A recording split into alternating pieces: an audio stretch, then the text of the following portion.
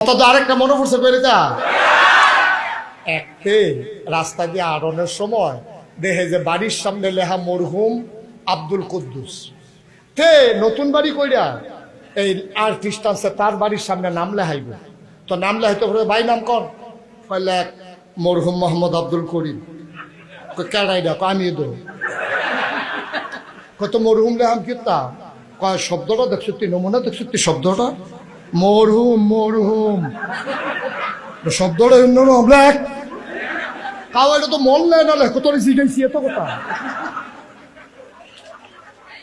শব্দ বুঝো না কিচ্ছু না এটা কি মৃত্যু মনে করছো মরহুম এত বড় তো মরহুমও বুঝে না। আর আমরা নেতার অবস্থা তো আরো জঘন্য। ওই সব হুজুররা যে কইছে মুহতারাম মুহতারাম আমরা মুহতারাম কই না মোহতারাম ফিরসা হুজুর মোহতারাম ইমাম সাহেব হুজুর কইনি মানে কি সম্মানিত এটা ব্যক্তি এটার নামে দিয়ে আমরা আগে দিয়ে মোহতারাম কই। তো নেতাই মনে করছে আমিও মোহতারাম কয়া এবার আর বক্তৃতা লাস্টে দিয়া এবার কইয়া বইছে যখন কইছে বক্তব্য রাখতে আছে এখানে যারা উপস্থিত আছেন এখানে অনেক সম্মানিত ব্যক্তিরা আছেন মরহুম ইমাম সাহেব আছে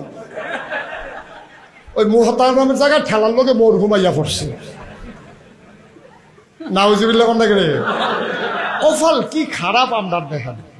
মরহুম আর মুহতারাম বুঝে না হেতার হইলো আমরা নেতা কফাল কত খারাপ কফাল কফাল খারাপ ভাগ্য খারাপ এই নেতা আমাদের মাথা উফরাইয়া পড়ে কেন মরহুম আর মুহতারাম বুঝে না হেতার মতো হাতে কয় লাখ তেহা আমারে না যাইব আমি বাচ্চি না মরছি তোরে জিগাইছি লাখ মরহুম হাতে বেড়াইতের মতো লেখা দিয়া ইয়া পড়ছে মরহুম